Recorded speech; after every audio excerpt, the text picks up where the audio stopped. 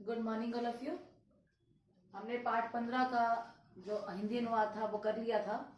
अब हम उसी हिंदी अनुवाद के आधार पर अभ्यास कार्य करेंगे और आशा करती हूँ कि आपको ये अभ्यास कार्य कुछ आता होगा।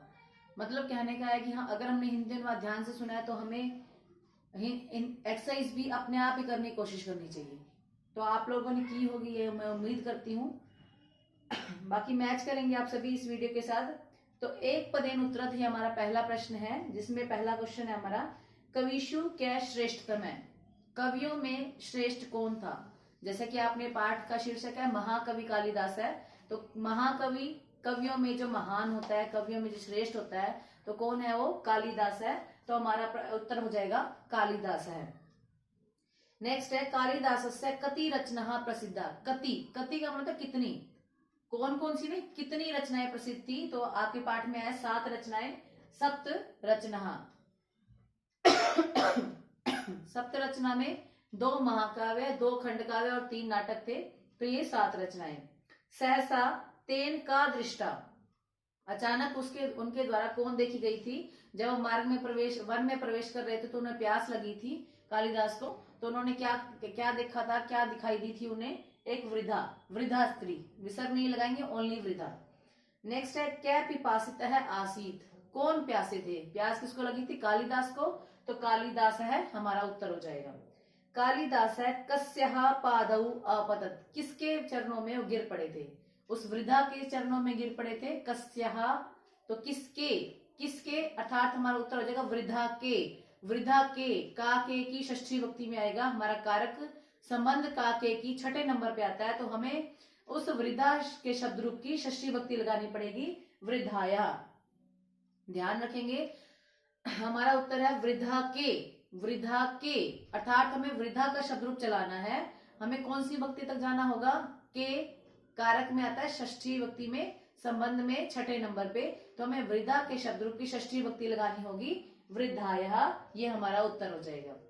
नेक्स्ट है कालिदास है कति महाकाव्य काव्यम अरचत। कालिदास ने कितने महाकाव्य रचे थे, कितने पूछा है। अगर आप उत्तर देना चाहते हो तो इसके महाकाव्य भी आप बता सकते हो कौन कौन से थे, परंतु हमारा उत्तर है कति अर्थात कितने। तो कति की जगह हम लगा देंगे द्वयम, द के पैर में व, य और ऊपर बिंदी, द्वयम, द्वयम महाकाव्यम। तो हमारा उत्तर पूरा लिखेंगे, कालिदास है द्वयम महाकाव्यम अरचत। नेक्स्ट है कालिदासस्य मनसि क्या विचार है आगत है। कालिदास के मन में क्या विचार आया था जब वो राजा के आदेश से दूसरे राज्य में जाता है शास्त्रार्थ करने के लिए। तो उनके मन में क्या विचार आया था कि मेरे से शास्त्रार्थ में कोई भी नहीं जीत सकता है, मुझसे शास्त्रार्थ में कोई भी नहीं जीत सकता है, मैं तो सर्वज्ञाता हूँ। तो हम उत्तर देंगे अहम तु सर्वज्ञाता अस्मि, मैं तो सर्वज्ञाता हूँ। अगर आप लिखना चाहते हैं तो आप पूरा उत्तर भी लिख सकते हैं कि शास्त्रार्थे मयम कोपी न जेतुम शक्नोति। तो लेकिन हमें इतना भी उत्तर देंगे अगर आप अहम तु सर्वज्ञाता अस्मि, तो ये भी आपका उत्तर ठीक है कि मैं तो सर्वज्ञाता हूं। तो हमारा आप प्रश्न में से आप इसमें से कुछ भी नहीं लेंगे, सिर्फ उत्तर देंगे अहम तु सर्वज्ञाता अस्मि। नेक्स्ट है शक्ति मत द्वयम किम अस्ति। शक्ति मत यानी कि शक्तिमान, शक्तिशाली 2 कौन कौन से हैं। उन्होंने बोला था कि मैं शक्तिमान हूँ, कालिदास ने अपना परिचय दिया था कि मैं शक्तिमान हूँ, परंतु वृद्धा ने बोला था कि शक्तिमान नहीं हूं आप, 2 ही शक्तिमान है। 2 शक्तिमान कौन है? अन्नम जलम च, अर्थात जब कोई बलवान व्यक्ति भी हो, अगर उसको भूख लगी है, प्यास लगी है, तो वो भी हार जाता है। तो शक्तिमत द्वयम अन्नम जलम च अस्ति। तो हमारा उत्तर हो जाएगा शक्तिमत द्वयम, किम की जगह हम उत्तर देंगे अन्नम जलम च और उसके बाद अस्ति। नेक्स्ट है हमारा नख केश च किम अस्ति। नाखून और केश कैसे होते हैं, क्या है? नाखून और केश कैसे हैं? हठी हैं, जिद्दी हैं, बार बार काटने पर भी दोबारा से उत्पन्न हो जाते हैं। तो हठी द्वयम, हम उत्तर देंगे नख केश च हठी द्वयम अस्ति। किम की जगह हम उत्तर देंगे हठी द्वयम अस्ति। नेक्स्ट है कालिदासस्य पुरतः साक्षात का उपस्थिता आसीत। साक्षात का, तो साक्षात कौन उपस्थित हुई थी? माता सरस्वती। तो का की जगह हम उत्तर देंगे माता सरस्वती। तो हमारा उत्तर हो जाएगा कालिदासस्य पुरतः साक्षात माता सरस्वती उपस्थिता आसीत। नेक्स्ट हमारा है प्रश्न निर्माण। प्रश्न निर्माण आपको हर पाठ में मैं बताती हूँ कि जो रेखांकित पद है उसकी लिंग, विभक्ति और वचन के बारे में जानो, और वही सेम आप किम के शब्द रूप में जाओगे तो आपका उत्तर मिल जाएगा।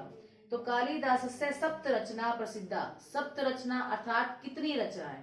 अगर हम इसका प्रश्न बनाएं तो सप्त काउंटिंग में आता है कितनी, तो कितनी के लिए शब्द क्या है हमारा कति, जो कि हम अभी भी इसका उत्तर दे चुके हैं इस प्रश्न का, कति के लिए। तो कति सप्त रचना के स्थान पर हमारा उत्तर हो जाएगा कति, और प्रश्न सूचक चिन्ह जरूर लगाएंगे। नेक्स्ट है तस्य मनसी विचार है आगत है, मनसी मन में विचार आया। तो प्रश्न ये बनेगा कहाँ विचार आया, तो कहाँ के लिए कुत्र लगाना चाहिए, परंतु कुत्र का प्रयोग स्थान के लिए होता है, मन कोई स्थान नहीं है। तो यहाँ पर सप्तमी भक्ति है मन की, तो कस्मिन हम शब्द लगाएंगे, कस्मिन। मन जो मन का शब्द रूप है नपुंसकलिंग सप्तमी और एक वचन है, तो हमारा उत्तर हो जाएगा कस्मिन। नेक्स्ट है अहम विद्वान अस्मि, विद्वान का शब्द रूप है ये, तो विद्वान की प्रथमा विभक्ति है ये, प्रथमा और एक वचन, तो हमारा उत्तर हो जाएगा कह, विद्वान पुल्लिंग है। कालिदास है पादौ अपतत, पादौ पैरों में गिर पड़ा, ये स्थान है कि कहाँ गिर पड़ा, तो कुत्र, तो हम यहाँ उत्तर देंगे कुत्र। स क्षमा याचनाम अकरोत, क्षमा याचनाम, क्षमा याचना की अर्थात क्या किया, तो क्या के लिए हम लगा देंगे किम। नेक्स्ट है हमारा मूल शब्द, विभक्ति और वचन लिखना है। तो मूल शब्द हमारा है, सॉरी पद है हमारा कालिदास से है, तो इसका मूल शब्द यानी कहां से निकला है, ये कालिदास शब्द से निकला है। और षष्ठी विभक्ति एक वचनम, कालिदास से रामस्य जैसा ये शब्द है, ये षष्ठी विभक्ति और एक वचनम में आएगा। मनसी, मनसी अभी आपको बताया कि ये मन का शब्द रूप है, मन से निकला है, और सप्तमी विभक्ति और एक वचनम में ये शब्द आता है। नेक्स्ट है रचना, रचना विसर्ग है, तो रचना का मूल शब्द है ये, रचना है तो लता की तरह चलेगा, लता लते लता, तो रचना रचने रचना, तो हम प्रथमा और बहुवचन इसका उत्तर देंगे। नेक्स्ट है कृत्य, कृत्य शब्द जो है कृत से नहीं निकला है, कृति से निकला है, कृति, कृति मति की तरह चलेगा, मति मति मत्य, कृति कृति कृत्य, तो कृति शब्द से निकला है, प्रथमा विभक्ति है और बहुवचन है ये। वृद्धा, अब आपके पाठ में जो वृद्धा है वो बिना विसर्गों का है, अर्थात वो एक वचन है, लेकिन यहाँ पे जो वृद्धा है वहां पे विसर्ग लगाई गई है, तो ये मूल शब्द है वृद्धा, वृद्धा का ही मूल शब्द है ये, वृद्धा का मूल शब्द है, लेकिन ये विभक्ति होगी प्रथमा और बहुवचनम, क्योंकि वृद्धा वृद्धे वृद्धा, जैसे रचना रचने रचना, वृद्धा वृद्धे वृद्धा, तो हम प्रथमा और बहुवचन इसका उत्तर देंगे। बुद्धि, बुद्धि सेम मति की तरह चलेगा, तो आपका प्रथमा और एक वचनम इसका उत्तर हो जाएगा। नेक्स्ट है हमारा प्रकृति प्रत्यय, प्रकृति और प्रत्यय अलग करने हैं, ये हमारा प्रश्न है। भूतवा, आपको पता है त्वा जहां लग जाता है तो वो भू प्लस कत्वा, कत्वा में क और त दोनों ही आदि होंगे, ध्यान रखेंगे। प्राप्य, य की पहचान बताई हुई आपको, ल्यप प्रत्यय लगता है, य के लिए ल्यप प्रत्यय, और उसमें उपसर्ग भी लगभग मिलेंगे आपको, तो प्र प्लस आप प्लस ल्यप, आपनोति शब्द आपने सुना होगा, तो आप की धातु होती है और प्र उपसर्ग लगा हुआ है, प्राप नहीं लिखेंगे आप, प्र प्लस आप प्लस ल्यप, और तीनों में हलंत है, सॉरी आप और ल्यप में हलंत है। नेक्स्ट है उक्तवा, तवा आ गया, कत्वा प्रत्यय तो है लेकिन उक नहीं लिखेंगे, ना ही उक्त लिखेंगे, तो हमारा धातु है वच, वच की धातु है और कत्वा प्रत्यय है, ये थोड़ा सा चेंज हो जाता है इसलिए यहाँ पे उक्तवा है। नेक्स्ट है भवितुम, इसमें भवि शब्द नहीं है, भू की धातु है, भू प्लस तुमन प्रत्यय, ये आपका प्रकृति प्रत्यय, प्रकृति प्रत्यय का अर्थ होता है धातु और प्रत्यय अलग अलग करने हैं।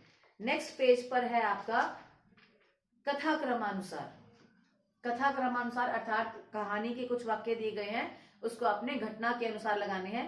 ये मैंने यहाँ नहीं लिखे हैं, मैं आपको यहाँ पढ़कर सुना देती हूँ ताकि आप अपनी बुक में इसको मार्क कर सको, और आपने नीचे दिए गए स्पेस में इसको लिखना भी है। जैसे नंबर 1 पे हमारा कौन सा शब्द है, कौन सा वाक्य आएगा, महाकवि कालिदास है कविशु श्रेष्ठतम आसीत।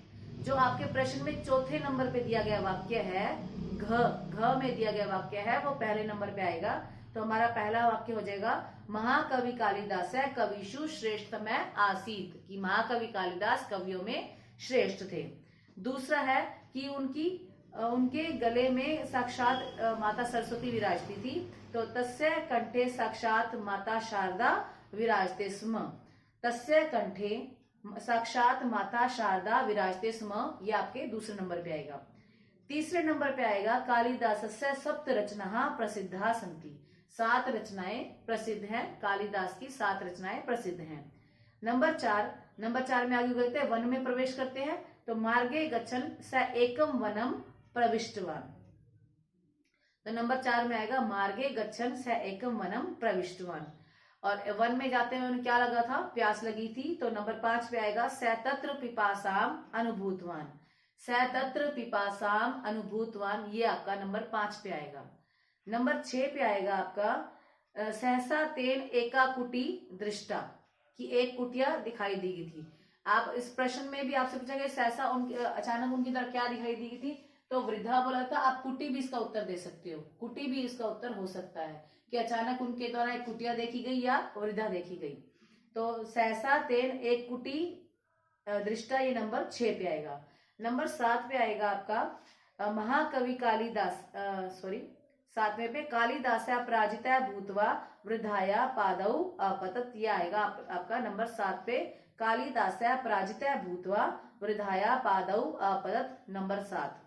नंबर 8 पे आएगा आपका स क्षमा याचनाम अकरोत, कि वृद्धा के चरणों में गिरने के बाद उन्होंने क्या किया था, क्षमा याचना की थी। तो ये नंबर 8 पे आएगा। एक बार अपनी मैच कर लेंगे, जो काउंटिंग है 3 4 7 1 6 2 5 8, 3 4 7 1 6 2 5 8, ये आपके प्रश्न के अनुसार मैंने नंबरिंग बोल दी है।